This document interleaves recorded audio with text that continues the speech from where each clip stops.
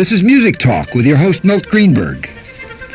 Each week we introduce to you through music and talk people of our community. We explore their favorite musical selections, the whys and wherefores for these selections. Through time, you will get to know these people of the Youngstown area, the people who bring vitality to our city. And our guest today is Tony Leonardi, the director of YSU Jazz Ensembles and the associate professor of music.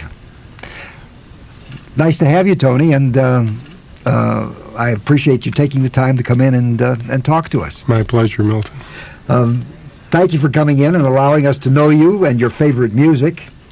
We'll get to the music a little later on, but for now, I just want to get to know you a little better. I know some things about you, and I've admired you as a fine musician, as a teacher of great jazz, and the director of some fine orchestras at the university, and just a kind of a wonderful human being. I also know you, that you're from Syracuse, New York, and where you're still some sort of an Italian god, the judge of jazz competitions and things like that. You once told me that Syracuse is a city of music, and I know it isn't great on art, the art museum, but it is a wonderful community for ceramic work, and it is has the largest factory that produces whiteware, dishes, and so forth at Syracuse, China. Right. And but it is a great city for music. Yes, it is. Now, did you start your music work in the school system? That's correct. I believe it was in 5th grade, and this may come as somewhat of a surprise to you, but I started as a drummer. That's not a great surprise. I started as a flugelhorn player. So, and somewhere in junior high school, I wanted to learn how to read music more than just rhythms that percussionists generally read. And my father liked the saxophone, so I chose the saxophone and started on the tenor saxophone somewhere in 7th or 8th grade. My mother liked the piano, but then I couldn't, carry it with me, so it became kind of a limited orchestra. But you started, you said, with the saxophone. Well, with the drums, and then the saxophone in junior high school.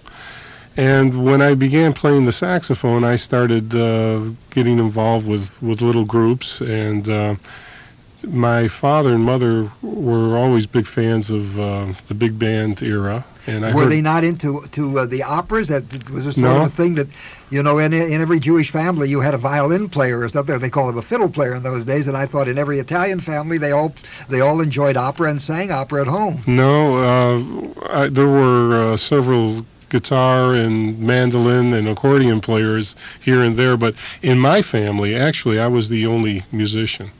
My dad did play some mandolin when he was quite young, but. No, they didn't listen to any classical or operatic music at all, and the exposure I had was to the big band era, and I'm old enough to remember the days of radio and no crystal sets. You're not that no. I remember the crystal sets. How did you come to choose a bass? Well, actually, the bass chose me, really. That's what they needed in the orchestra at school? No, that happened long after I graduated from high school.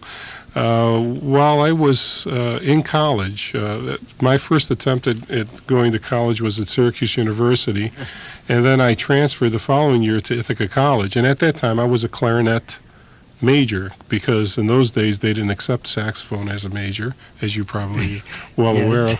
And while I was there, I got involved with playing the bass, and it's really hard for me to recall exactly the incident but I picked up a plywood bass, and someone would show me a little bit of this and a little bit of that, and the bass always did kind of intrigue me, and Well, jazz musicians seem to be multi-instrumentalists. I remember in the old big bands, the sax players used to play flute.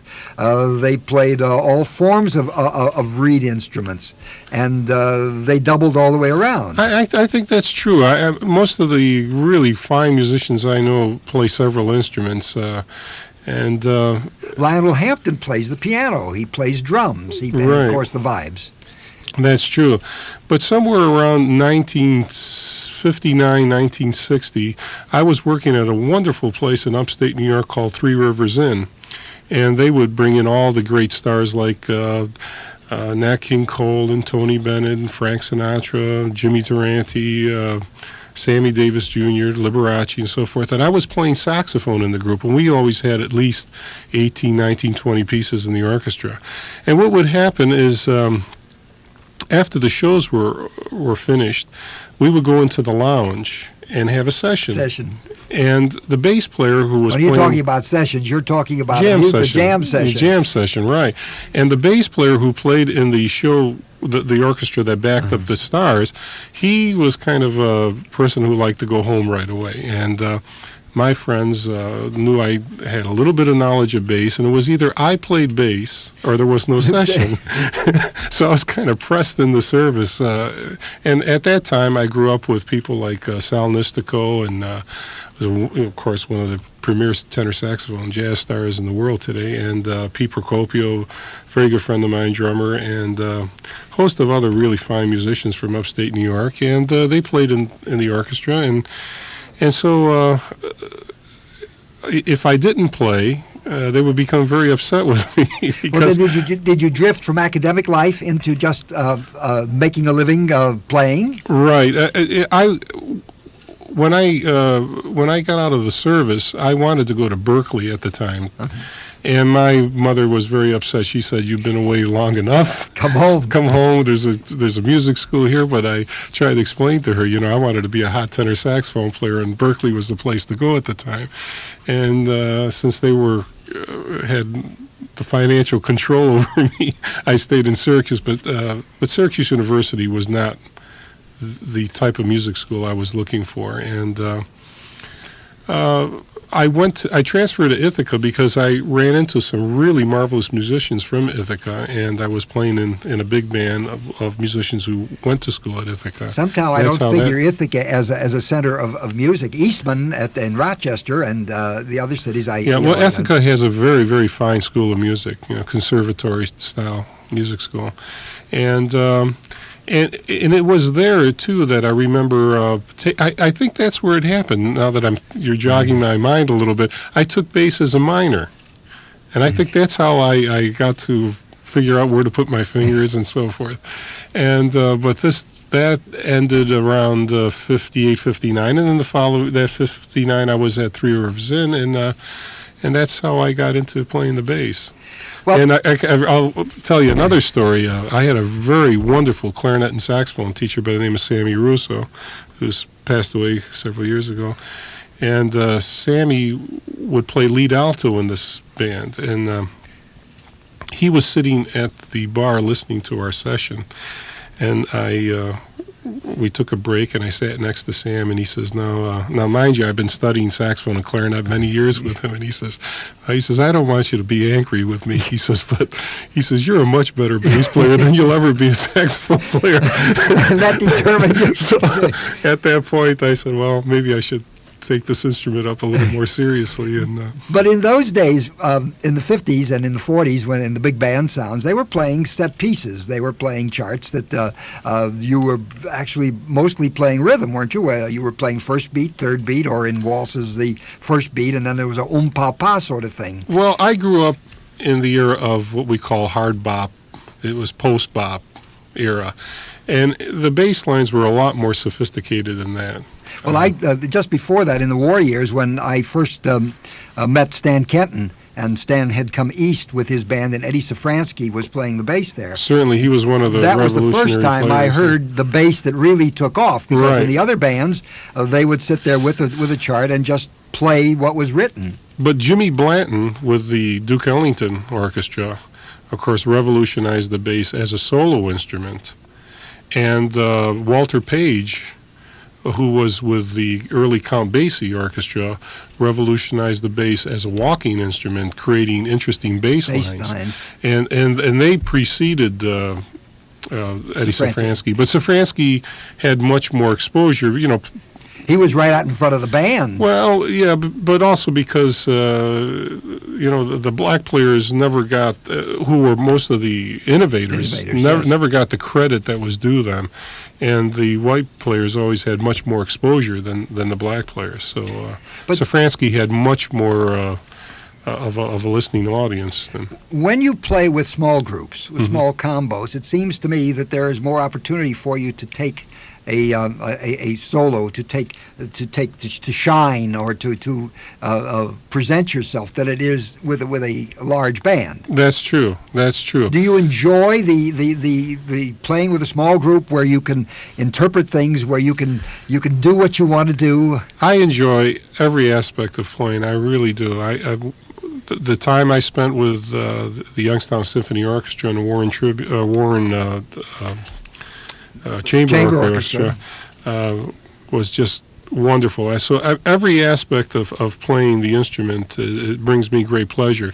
There's different. Now, the difference there with the symphony, where you're playing as one of 8 or 10 basses, there is more of a discipline, is there not, in that type of a playing? That's true. There's less. There is practically no freedom of expression there, but it's in playing the music. The challenge of playing Beethoven or Bach or Mozart. I mean that in itself is I've gotten so involved in talking with Tony that I've forgotten to introduce, for those of you who may have tuned in a little late, our guest today on Music Talk is Tony Leonardi, who is director of YSU Jazz Ensembles, and we're talking about his days with the bands. I know that you went out on the road with some big bands. That's true. And maybe can you just which of the bands that were you with? Were you with Woody Herman? I was with Woody Herman for about 7 months. With one of the herds? Yes, I was with the Swinging Herd. That was probably the 4th or 5th version of the band. This was in 1965. I joined the group in early spring. In fact, I flew from Syracuse and joined the band in Pittsburgh. Had he auditioned you? No, it was on recommendation. The same Sal Nestico that I mentioned earlier was a very important cog in the machine and one of the great soloists with the band. And I had grown up with Sal. Sal was familiar with my playing. And also the drummer, Ronnie Zito from Utica, New York. I had worked with Ronnie extensively. And so when... the fellow I replaced was a man by the name of Chuck Andrus. So when Chuck gave his notice, they went up to Woody and said, look, we'd like for you to give Leonardi a shot. And the way they worked it out in those days, Milt, was that they would hire you with 2 weeks with 2 weeks option. And if you didn't make it, they just paid you a 2 week salary and sent you home. So but they didn't strand you somewhere out on the road. No. I got stranded up there near Putin Bay, with an orchestra. We went up there to play, and I had a little bit of a breakdown of a car, and we were playing for the whole summer, and half the orchestra didn't show up the first night, and so they stranded us up there, and we came home with our suitcase. My first night with the Woody Herman Band was very memorable. If you'd like, I'd Please do. tell you about that. Well, I got there early. I flew in, and it was the third day of a 3-day jazz festival at the Civic Arena, the big yes, in Pittsburgh. And here comes Dizzy Gillespie and James Moody and Dave Brubeck and Paul Desmond, and I'm thinking, my God, what am I doing here? And I'm in the dressing room. How old were you at the time? Oh, at that time I was 25, 26 years old. And Woody walks into the dressing room, and he said, he turned to me, he says, are you the new bass player? I says, I am. He says, well, I'm Woody Herman, as if I didn't know. And he says, the guys will be along presently. Had you seen the charts or anything? No, the numbers? Not at all. This is what I'm getting to. So I thought when they did a stage show like this, that they would have all the numbers selected prior to the performance. And much to my surprise, when the guys got there, and I knew several of the fellows in the band besides Sal Nestico and Ronnie Zito. It's a kind of fraternity. Yeah. He says, no, he just calls them on stage. I said, you're kidding. And there's this book about 4 feet thick, brown, and pages torn, corners missing. And here you're holding the string bass, and you have to reach down with one hand and fish out the music. I said, well, do you have any idea what he might call? So we went through this process of pulling out all the probables, and I had them on top. So it's our turn to play, and the curtains close. You're going to play wood choppers. You're going to play some of the other favorites. Some of the obvious ones, right? So while the curtains close and we're the closing act, Woody decides to bring us down. It was like in tears, and he wanted TEARS. No, I was almost in TEARS, but he wanted to bring us down one level. So a stagehand comes out, picks up my stand, and spills my music all over the stage. And they just picked it up. It was upside down, backwards, threw it on the stage. I mean, on the music stand, and the curtain opened with his familiar theme song, and there I was, and I just looked up at the heavens, and I said, "Dear Lord, give me a key." Yes. And Nat Pierce, the piano player, was to my right, and Ronnie to my left, and they just said, "Watch us, and we'll get you through it." And luckily, I was able to find or play by ear most of the charts. And after it was over with, he came up. He says, "You did a great job." Well, so many times in those days, the musicians didn't read. Well, I think one of the great sax players was Vito Musso, or one of those who played with Goodman, couldn't read a note of music, and yet he was playing tenor sax with one of the great bands in the country. Well, oh, yes, let me go back and once more say that we're talking to Tony Leonardi, and we're talking about his life in music and some of the music that he has enjoyed along the way, both playing and listening to. Now, I've watched you and I've listened to you for a number of years with your jazz groups at the university. And the crowds have gotten bigger and bigger each time. And this year, I think we're going to have to find a hall for it, because it is a tremendous night. And I wonder if many people in Youngstown know that these are championship jazz groups in competition throughout the United States. And there seems to be such a rapport between you and your musicians. They respect you.